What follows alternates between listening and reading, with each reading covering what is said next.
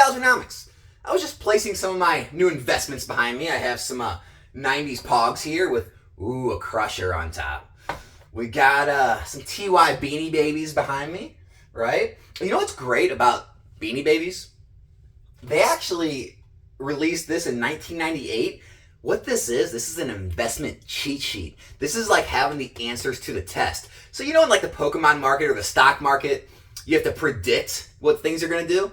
What was great about Beanie Babies? They let you know beforehand. So, you know, this was released in 98. The issue price of this was $5 to $7 a bear.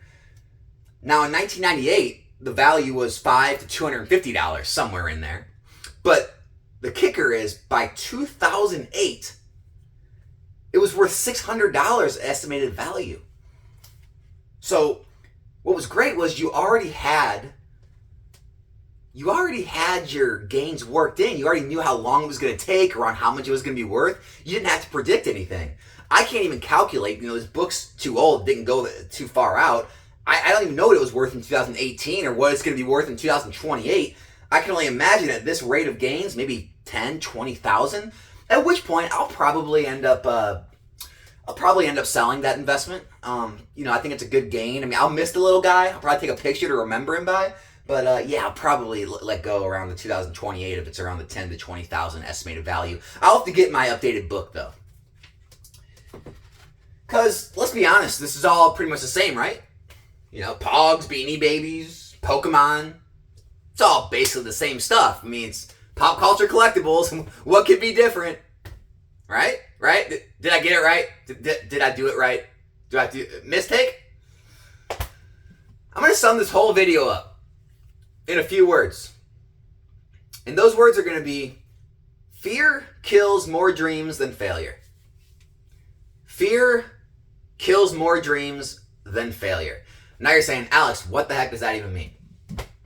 What it means is the people who end up failing at life or whatever they do in life, they're usually not the ones that had failures.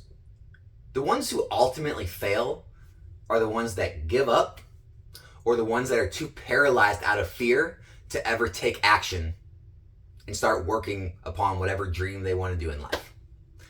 In fact, if you pay attention to any successful, wealthy person and listen to interviews from them, they're all going to tell you about all these different failures they had in life. How many times they tried this or tried that, this didn't work, that didn't work, but finally they found something that did work.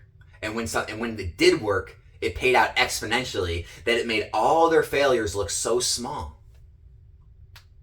Or you could be on the other side and be too afraid to move and just take all the comfortable paths in life and just remain comfortable and never really get outside your box and take any risks or chances. But it's really weird about life is, do you really grow at anything in life being comfortable? Is it really healthy? I mean, what if you sat around and ate comfort food all day? Think you'd be healthy? You think you'd live very long? What if when you went to the gym, you did workouts that were comfortable? You think you'd ever get in shape? You think you'd ever get a good physique? What if in all your relationships, right, your true friends, maybe your spouse, your kids, you only had comfortable conversations, right? You never talked about the important things. Do you think it'd really be a strong relationship you had? What about in any sport or game you played? If you never went hard and suffered those blood, those sweat, and the tears, did you ever really get that good? Did you ever really accomplish anything? And just kind of go in your head and think about all the things in life that if you only went the comfortable route, if you'd ever really get anywhere. Same thing goes with investing. Unfortunately, it is what it is. There's definitely comfortable routes. Hey, you can go throw money in a CD or a bond or something like that. Very low to no risk. And you can just, I guess if you make enough money, maybe you can save enough to eventually be able to retire and have enough to last you the rest of your life. But the reason investments were created basically is to give, obviously, the companies needed capital and it was a way to invest in the companies and get a return. But what it really became is it was a way for everyday Americans to be able to retire, right? It was a way to be able to build wealth throughout your life with your working income. To when you retire, those investments grew over time and you have enough of an investment growth that you no longer have to work because you can sell off your investments or your investments pay you to be able to live on. And you can't do that without some sort of risk. Now, there's lower risk or higher risk investments, whether it's a fund or an index or a single stock or a penny stock or investable collectible assets like Pokemon. But there's always some sort of risk when it comes to investing. And it's always going to be a little uncomfortable. And the more risk, the more uncomfortable it becomes. But for anyone who's invested and anyone who's failed, I want to ask you, did it stop you? And if you're watching this channel, I'm pretty probably didn't, right? But I'm also going to ask you a question. Let's say this box right here, Sword and Shield base set. What is the risk on this box? The true risk. Ready?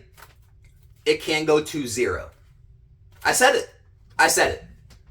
Of course, we could always say, well, there's an unofficial floor where it could actually fall to, where people would buy it. Let's just be honest. It could go to absolute 0. Everything you're buying in Pokemon could go to 0. Now, what the likelihood of that? 0.0 something percent, right? But there's that chance. Some dystopian future, no physical goods are worth anything, and it goes to absolute 0. Right? I mean, you can still sell Pogs and Beanie Babies on eBay for something, but let's just say it goes to 0. So, let's do the math now. How much of your money could you lose? It's not a trick question. 100%. You lose 100% of your money. So, the most money that you can possibly lose in the worst possible Armageddon scenario, if you bought this box for $100, is $100. Worst case. Worst possible case. Now, very unlikely, right? And Pokemon boxes never ever fallen anywhere near 0. But, worst case. How much is this box selling for now? Almost $300. Almost $300. Meaning, your risk, your total risk, the most you could possibly lose is what you put in, right? We're not shorting stocks here. You can't lose to infinity. Okay? But the gains are exponential and the gains are truly infinite. Now, obviously, I'm not here to try to make unrealistic expectations and say this can go to 1 million, but there's no cap, right? There's no cap on gains. Go look at Team Up, what it's been doing. It's a $100 box. You know, you could have bought it a few years ago, and now it's worth $2,000. Same with boxes, though. It's already up almost 200%. But your total risk ever would have been 100%. And the same goes for every single collectible you buy, right? As soon as it crosses that double of your money, that 100% mark, you've now made more money than you could have ever lost on that item when you bought it. I mean, it's just the numbers. And so, when the whole fear kills more dreams than failure comes in, what are you really afraid of? I mean, really, truly, you're afraid of losing your money, right? But on the flip side of that, if things continue the way they are, the risk to reward ratio is still astronomically high because pretty much every sealed product after, 2-3 years ago is all up almost. I would say Crimson Invasion is maybe the only set that isn't quite 100% up. Every other set is multiple hundreds, if not thousands of percent up. And your only risk is 100%. Your only risk in every one of those boxes is $100 or less, depending on how much you bought it for. But the potential is exponential. It's hundreds and thousands of percent. So all you have to ask yourself when you're moving into this stuff is, am I really okay if I lose that money I put in there? And if this pans out, what can actually happen? Well, we already seen what can actually happen.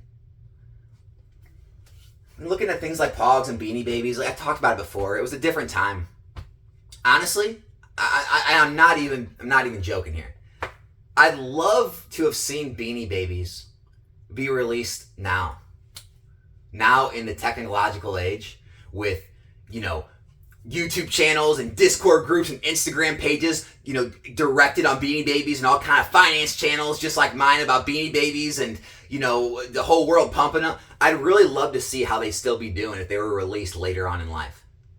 I mean, hear me out. There's an actual chance they'd be doing well. It's the same reason Pokemon's doing well. The reason Pokemon faded off into the mid-era thousands and early 2000 teens is because there was no community around it. After you left your playgrounds and your Toys R Us, your local card shops, your friend group around your neighborhood, after you guys kind of grew apart and grew up and you left school, middle school and high school, the community died. What we have now is an online community that's 24/7, that's worldwide, that's bigger than it's ever been, that's multi-generational, that keeps you engaged every day, all day, for whatever kind of possible Pokemon content you're looking for, whether it's the video games, the pack openings, the gameplay of the card games, the collecting aspect, the investing aspect. And humans are creatures of nature. They're creatures of, let me see how to put this, of routine, right? You get in a routine, and once you're in a community and once you're enjoying something, once you have goals in that hobby, you stay in it. And you save up and you continue to buy. And we're also in this consumerism culture where people continue to buy. And where are they going to buy with their extra money? They're going to buy things they want. And Pokemon is one of those things they want. And it's not going anywhere. But, like I said, your true risk is 100%. It's unrealistic risk. I mean, you can always say, well, your true risk is really maybe $70 or $80 a booster box. Those are the lowest boxes that ever really went in modern era. True. That's a realistic risk, but all you can lose is what you put in. But you can gain so much more. So just keep that in mind whenever you are making those decisions, and you hear the bearish aspect around YouTube, because it's out there. A lot of people bearish right now. Everyone's got a lot of fear, right? Fear about overprinting, and fear about this era not being what Sword and Shield era was, and fear about Pokemon turning into a Beanie Babies or a Pogs, and fear about things moving to digital and no one's going to want physical assets, and there's just a lot of fear. And guess what? Every single person who made anything of themselves in life, whether it be in a game or a sport or a business or an investment, they all had some type of fear when they went into it. And they probably failed a bunch of times. But fear kills more dreams than failure. And I'm willing to bet that even if I lost all the money I put into this stuff, and I kept trying with other things, the power of not stopping and finding that next thing would probably pay off more exponentially than even the money you lose here, if that ever did happen, just by not giving up. So keep that in mind. Don't let fear get you. This is Nostalgianomics. My name's Alex. Hope you enjoyed the video. Let me know in the comment section what you think of all this. And be back here in a new video soon. I'm out.